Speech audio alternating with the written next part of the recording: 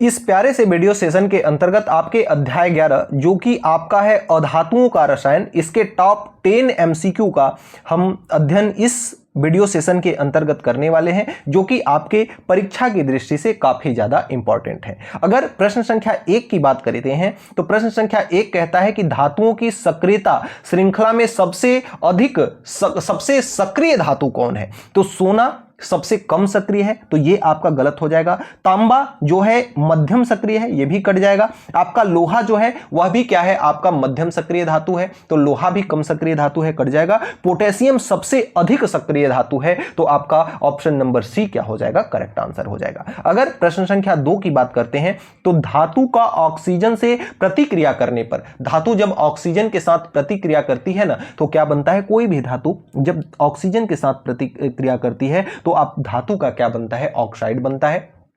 अगर बात करें धातु हाइड्रोक्साइड की तो हाइड्रोक्साइड पानी से बनता है। अगर हम बात करें धातु सल्फेट की तो सल्फेट एसिड से आपका बनता है। अगर हम बात करें धातु क्लोराइड की तो यह क्लोराइड क्लोरीन की अभिक्रिया से आपका बनता है। अब अगले क्रम में अगर हम बात करते हैं प्रश्न संख्या 3 की, तो प्रश्न संख्या 3 की बात करें तो प्रश्न संख्या 3 कहता है कि आयरन और सल्फ्यूरिक एसिड की प्रतिक्रिया में क्या बनता है? तो आयरन और सल्फ्यूरिक एसिड की प्रतिक्रिया में आपका बनता है Fe, इस ऑप्शन को सुधारिएगा, ये कुछ इस प्रकार से लिखा है FeSO4 और प्लस क्या बनेगा, आपका H2 बनेगा। ये आपका ऑप्शन बिल्कुल राइट जवाब हो जाएगा, ऑप्शन नंबर ए। अगर हम अगले क्रम में प्रश्न संख्या 4 की बात करते हैं तो प्रश्न संख्या 4 क्या कहता है कि तांबा किस रासायनिक से प्रतिक्रिया नहीं करता? तो तांबा किस चीज से प्रतिक्रिया नहीं करता? तो आपका जो HCl है, हाइड्रोक्लोरिक अम्ल से तांबा प्रतिक्रिया नहीं करता। और अगर हम बात करें H2SO4 की ना तो H2SO4 को गर्म करने पर प्रतिक्रिया तांबा करता है। और HNO3 ये आपका अति क्या है, प्रबल अम्ल है, तो इससे अभिक्रिया तांबा का हो जाता है और ऑक्सीजन के साथ तांबा करके ऑक्सीजन का ऑक्साइड, तांबा का ऑक्साइड बनाता है। तो यहां पर ऑप्शन नंबर इसका ए बिल्कुल राइट जवाब हो जाएगा।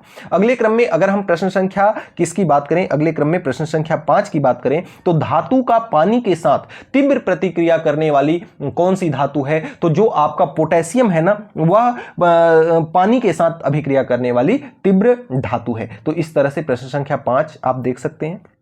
बात करें 6 की तो धातुओं का रासायनिक गुण क्या दर्शाता है? तो धातुओं का जो रासायनिक गुण है ना, धातुओं का रासायनिक गुण दर्शाता है उसकी सक्रियता को। किसको दर्शाता है? सक्रियता को। कठोरता भौतिक गुण है, ये कट जाएगा। चमक भौतिक गुण है, लचीलापन भी भौतिक गुण है। तो सक्रियता जो है यह रासायनिक गुण को दर्शाता है। Option number B is the correct answer.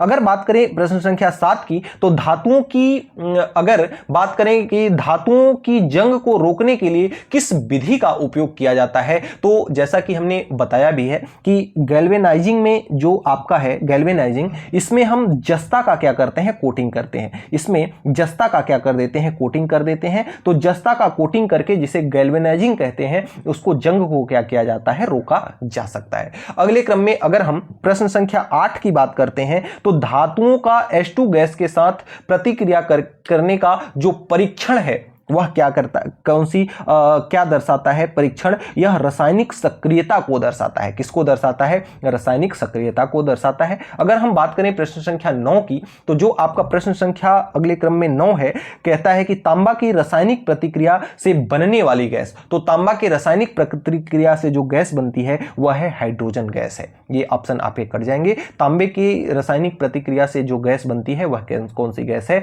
H2 gas है। कौन सी गैस है? H2 गैस है। अगर हम बात करें अगले क्रम में प्रश्न संख्या 10 की तो इस सेशन का जो लास्ट प्रश्न संख्या 10 है, रासायनिक सक्रियता किस पर निर्भर करती है? तो जो रासायनिक सक्रियता है ना, धातु की चमक पर नहीं निर्भर करती, क्योंकि यह भौतिक गुण है। आकार भी भौतिक है और रंग भी इसका क्या है, भौतिक है। तो धातु की इलेक्ट्रॉनों की संख्या पर रासायनिक सक्रियता किस पर निर्भर करती है? धातु के इलेक्ट्रॉनों की संख्या पर। तो A is the correct answer, question number 10। तो इस तरह से आपके 10 MCQ कंप्लीट होते हैं।